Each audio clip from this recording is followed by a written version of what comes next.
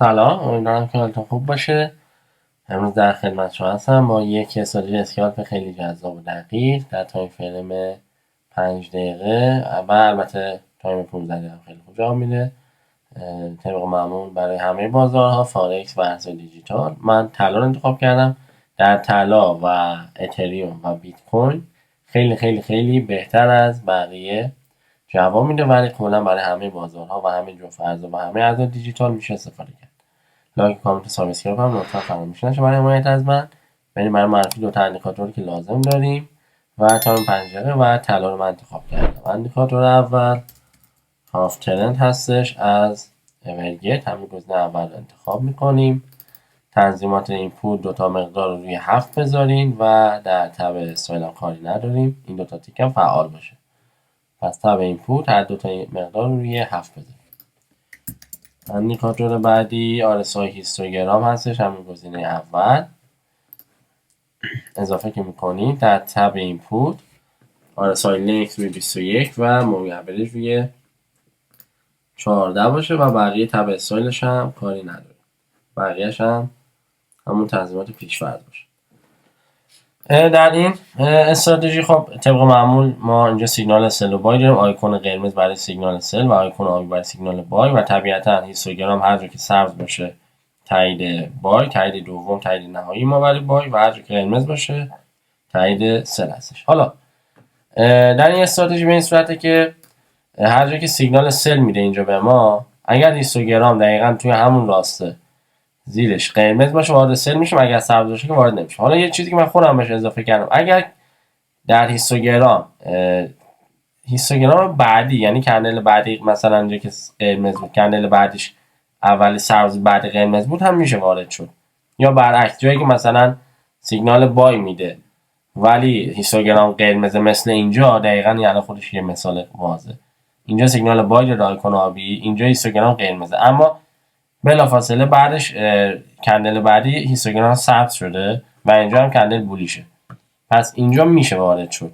یعنی اینو در واقع من خودم اضافه کردم، در اصل میشه گفت خارج از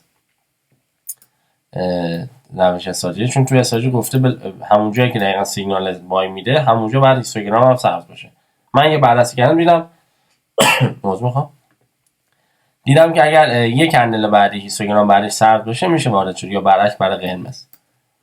یا مثلا اینجا مثلا اینجا که مثلا سیگنال بای داره آیکون آبی، خب کلا هیستوگرام سبزه، پس اینجا هم روی این کندل اینجا هم دوباره میشه وارد شد و ریس پریوار 1:1 رو گرفت. بریم با هم چند تا دیگه بررسی بکنیم. برای سل اینجا سیگنال سل داده، هیستوگرام سبزه، وارد نمیشم، بعدش هم حتی سبزه دیگه، کلا پس بیخیالش میشم. جلوتر میام سیگنال بای داده، اینجا دقت بکنید سیگنال بای داده آیکون آبی، هیستوگرامش قرمزه ولی بعدش هیستوگرام سبز شده.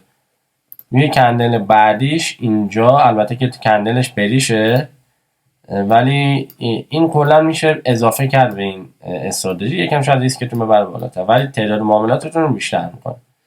اینجا دوباره وارد شدم، سیگنال سل داده، هیستوگرام سبزه، حتی بعدش هم سبزه دیگه هیچی.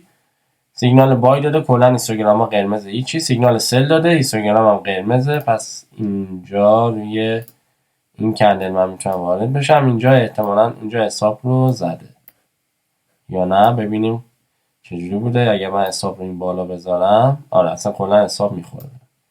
یه حساب اینجا به ما زده، سیگنال بای، هیستوگرام قرمز، حتی بعدیش هم سبز، عذر میخوام حتی بعدیش هم قرمزه، وارد نمیشم. و اصلا به خدمتتون که سیگنال سل داده این بالا به من، اینجا آیکون قرمز، اینجا دقت بکنید هیستوگرام سبزه ولی بعدیش قرمز شده. پس من اینجا میتونم کجا بود، روی این کندل اینجا میتونم وارد بشم و اینجا دوباره 1:1 کنیم بهم نداده، اینجا هم دوباره استاپ هم میخوره. اگر من آره تقریبا 1:1 داده بعدش استاپ خورد. این همون روشیه که گفتم خودم اضافه کردم بهش، که در واقع یه جوری مثلا تعداد معاملات میبره بالاتر ولی خب ریسک هم بیشتر میکنه. سیگنال بای داده به من، هیستوگرام قرمز ولی بعدش سبز شده بلافاصله، پس اینجا من میتونم وارد بشم اینجا و اینجا میبینید که سودش رو بهمون چی شدیم؟ دوباره بذارم کجا بود؟ سیگنال بای اینجا من میتونم وارد بشم. 1 به 1.5 رو به هم داد. حتی اگر حساب هم بلند بگیرم بازم 1 به 1.5 رو به هم داده. استراتژی خیلی خوبیه، وینیتش بالا داده با اینکه من خودم هم یه دونه دیگه اضافه کردم بهش. اینجا سیگنال بای، هیستوگرام سبز، خب حالت ایدئال روی این کندل میتونم وارد بشم و اینجا هم سودمون رو داره. 1 به 1.5 رو 1 به 1.5 بذارم اینجا به هم داده. دوباره سیگنال بای، اینجا کنده هیستوگرام قرمز، هیستوگرام قرمز، حتی بعدش هم قرمز، پس اینجا وارد نمیشن.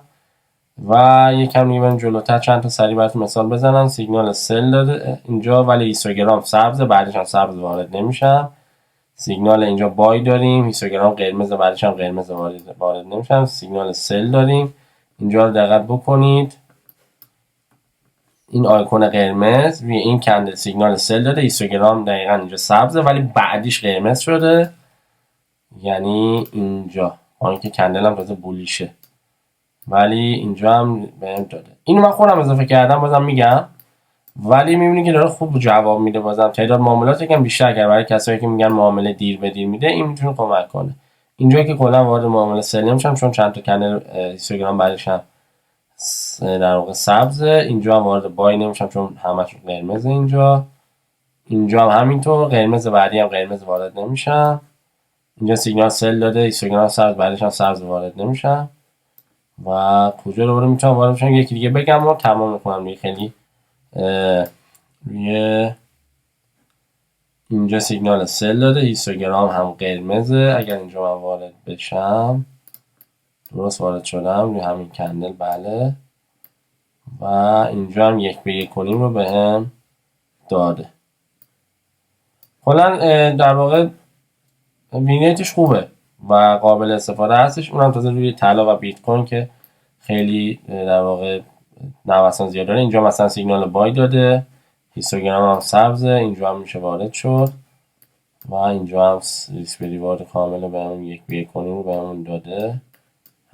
اینایی که به اون سیگنال بای داده آیکون آبی داره، اینا همه چون هیستوگرام سبزه، اینا همه رو میشه وارد معامله شد و سود کاملش رو گرفت به این صورت. و میبینیم که داره خیلی خوب جواب میده. دوباره اینجا سیگنال بای داده، آیکون آبی، دوباره هیستوگرام سبز، دوباره اینجا میشه وارد شد. خوبیش اینه که توی روند هم همراه با روند هم خیلی خوب داره عمل میکنه و خیلی خوبه. تا در اینجا به بعد میبینیم همش داره بایای خیلی خوبی میده بهم. و حتی اینجا مثلا سل داده به من، هیستوگرام قرمزه. من اونجا میخوام تمام کنم ویدیو رو و میبینم که موقعیت خوب داره میده، بهتون بگم همه رو. وینیتش خداییش خوبه، پیشنهاد میکنم حتما استفاده بکنید. اینجا دوباره سیگنال سل، این قول میدم آخرش باشه. و اینم از این خودش وینیتش خوب بود، از یه جور به بعد خیلی عالی شد. همین، امیدوارم که این استراتژی براتون قابل قبول باشه و بتونید ازش به خوبی استفاده کنید. موفق باشید. خدا نگهدار.